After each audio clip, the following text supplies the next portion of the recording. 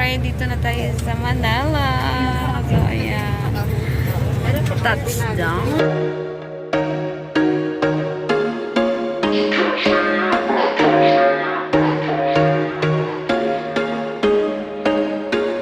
There was once a day that I would pray for you. I'd go and misbehave just so you'd notice too. Sneaking looks up and down from across the room.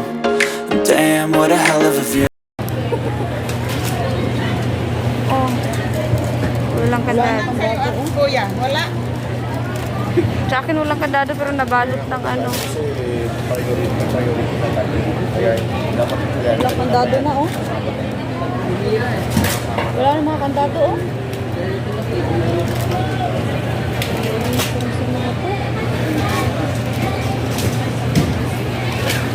Tapos ng sa akin. Buti naman.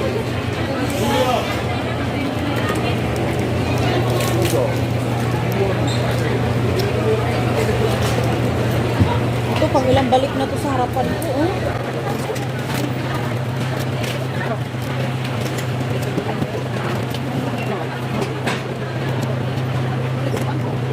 Hindi na kayo mura ka sa iyo.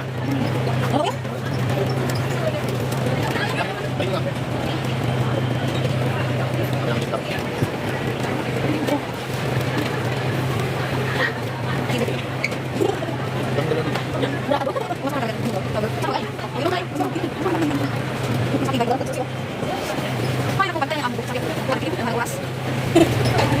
Ilang oras ka na dito, kuya? Be? Mag 1 hour ka na, wala pa? Oh, ayan. 1 hour na, hindi pa lumabas yung bagahe niya. Ano natin? Ito na lang yung oras.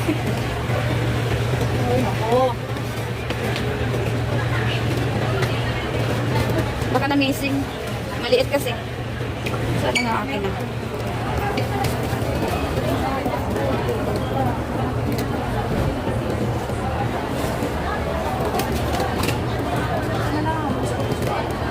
Sira yung malita isa, oh.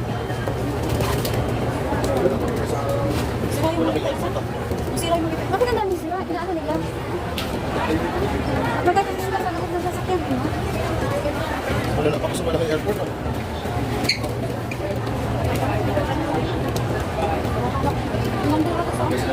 Ha? Ayan mo, pabalik na. Baka doon siya kaghintay.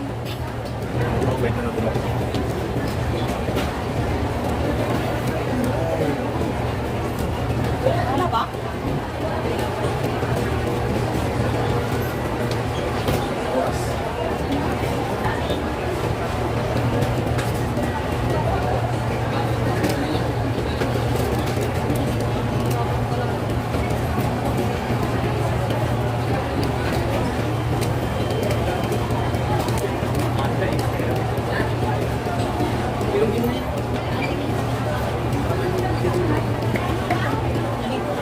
Wala. Airlines flight ER3297 tanggalin course ng RI-33 transfer to March later this year. Airlines flight ER3297 tanggalin course ng RI-33 passengers on flight to March later this year. Outgoing passenger Danilo Opina. Passenger Danilo Opina. Please proceed to the next domestic departure airline.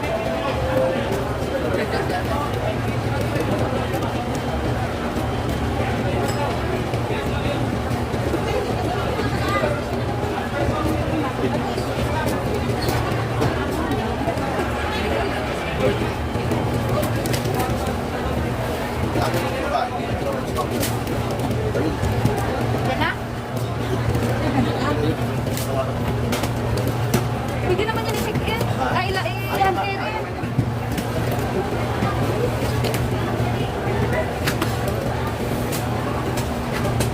Evelyn, kanina pa yan. Saan yan siya?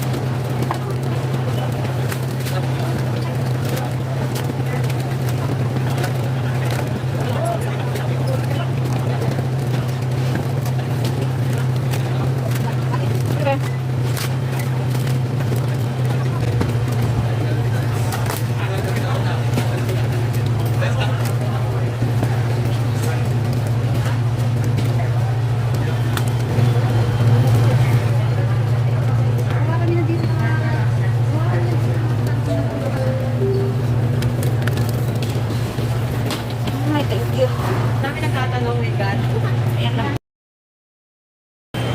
Hello mga Rain, dito tayo sa NAIA Terminal 2. So lumapag ang aeroplano late, nasa past 10 na yata yun o past dapat 9:55 lalapag na late. Tapos sa baggage sa counter ay sa baggage claim ano dito baggage dito sa baggage claim area ang tagal, sobra isang oras. Tapos ang flight ko 11:55 dapat babak ko doon. Eh nahuli na ako, lumipad na siguro yung aeroplano, dito pa ako sa baba. Hindi ko alam paano yung ticket ko. Ang ticket ko Arabic pa naman, buisit talaga ang amo ko, sorry.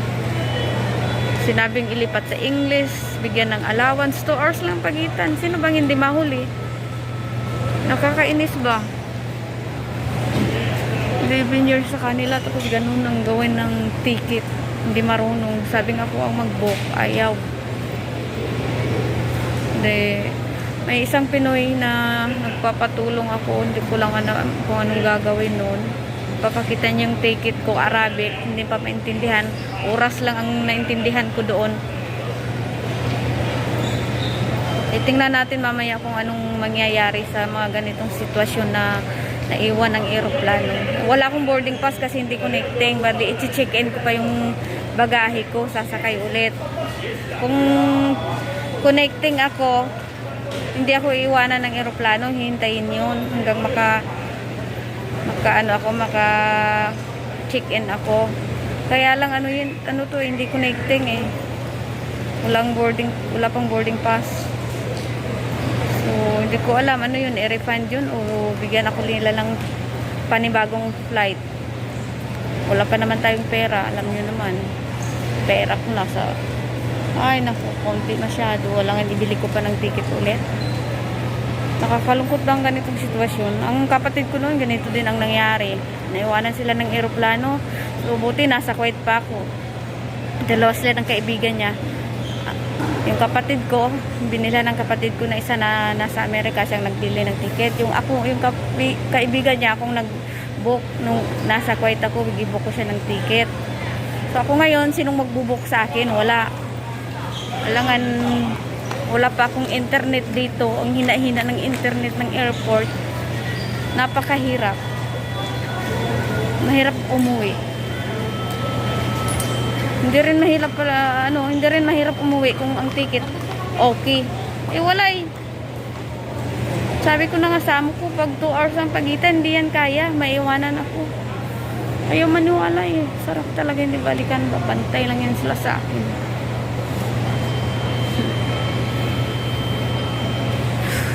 Ay, sarap magwala dito. Sige, update ko kayo mamaya kung anong mangyayari sa akin. Konti na lang kami dito natira. Ang bagahe pa, tagal-tagal. Tagal-tagal lumabas. Abutin ka ng 2 oras dyan sa sa kahihintay. Ang bagahe ko sa amin na yatang nahuli. See you mamaya. Hello mga Rain! Welcome! welcome back. Dito tayo sa Terminal, ano to? Terminal 3. Domestic. Dito sa domestic ano, terminal. So, update dun sa, ano, sa, naiwan ako ng eroplano, yung ticket ko. Meron tayong Good Samaritan. He's from Iloilo. Shoutout sa iyo, Bed Duran Gelbin. Shoutout sa iyo. Shoutout ng maraming salamat sa iyo, Be. Kasi sa iyo, sir. So, maraming salamat kasi tinulungan mo ako. Siya po yung nagtulong sa akin na ma-rebook yung ticket ko kahit nahuli na ako. So, tapos gi-check-in niya pa yung luggage ko. Wala nang problema. Binigyan na ako ng boarding pass. So, wala na talagang problema. Mamaya ang boarding namin mga 4 o'clock ang flight. So, dito na ako sa taas. Waiting na lang sa departure area na ako. So, ayun. Kaya kayo kung may mga mahuli dyan sa nag-aeroplano, bali, huwag kayong mag-atubiling magpatulong dun sa mga kababayan natin na dito sa NAIA kasi ang babait naman nila. Matulungan tayo regarding dyan sa mga ticket natin na nahuli tayo, naiwan tayo ng aeroplano. So, magpatulong lang kayo kasi andyan sila. Sa ulitin, shout out Sir Duran Gelbin. Maraming salamat sa iyo. Ang ingay hindi ko marinig kasi nag-paging sila. Basta nasa ano siya, nasa baggage area siya, baggage claim area siya. Doon siya nagtatrabaho, doon sa gilid lang sa ano, international ano, baggage claim ano ba yun? Nalilito na. Basta doon siya nagtatrabaho. Shoutout sa iyo. Maraming salamat.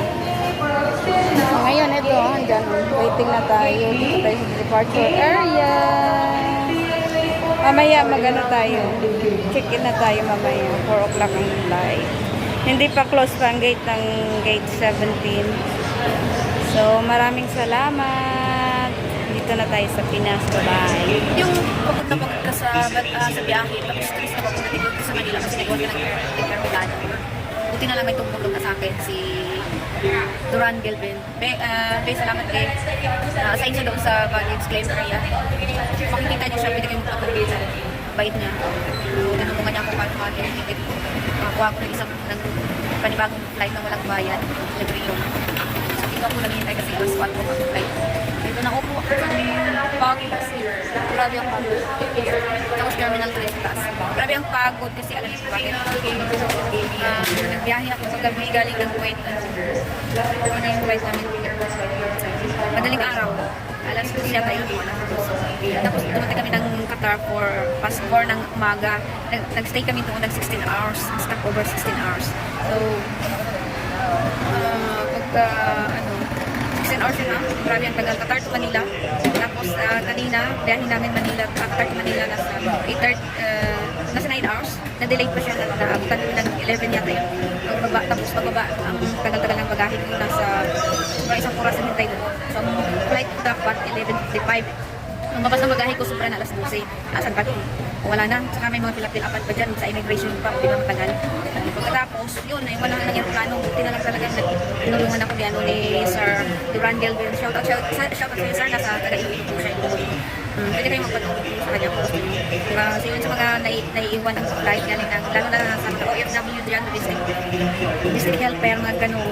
Huwag kayong magbili ng ticket agad, magpatulong kayo kung Philippine Airlines kayo kasi gagawa nila ng paraan yan. Nang walang bayad, flight kayo ulit nang walang bayad, hindi na kayo bibili ng ticket.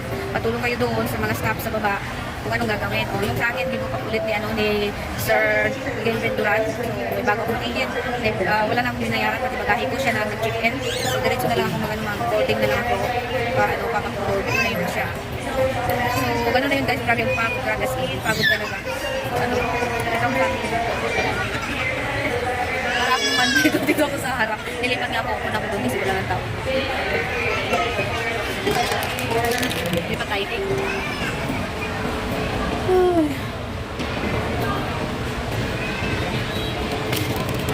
Naulan.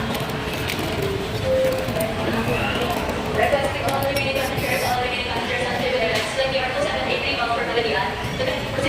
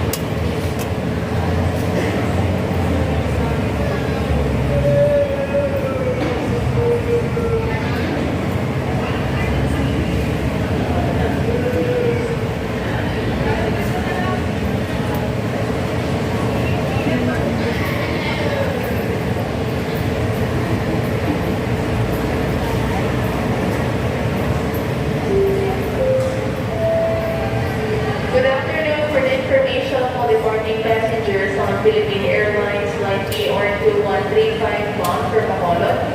Our flight for today is full and there might be an overflow of luggage inside the overhead compartment of the aircraft. In line with this, we're looking for volunteer passengers who's willing to check in another piece of their carry-on luggage. Interested passengers may approach any of your ground staff here at gate number 17. Once again, for the information of all the morning passengers on Philippine Airlines Flight Pier 2135 bound for Bacolod, our flight Hello for mga today kain, is boarding na tayo. After 1 hour and 45 minutes, nasa Bacolod na tayo. Ayan. So, Philippine Airlines pa din. Sa wakas, nakauwi niya, makakarating na din. Parurunan sa iyong bansa. Thank you. Ayan, pakita ko sa inyo. Yan ang sasakyan namin.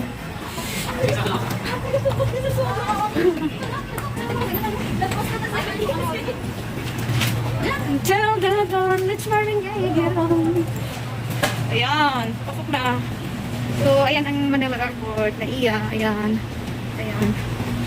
So guys, ayan. Pasok na tayo, gamit init. Kailangan magmasgid rin ang buhat, walang init kayo. Sabi hawa.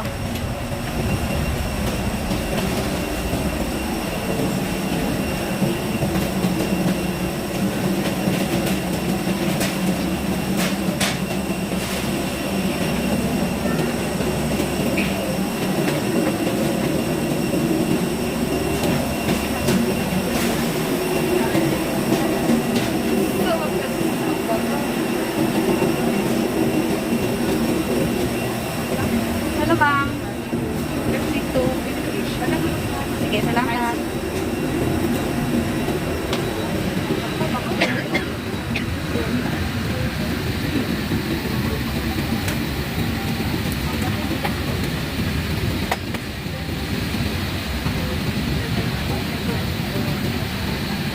Okay, sa loob ng okay.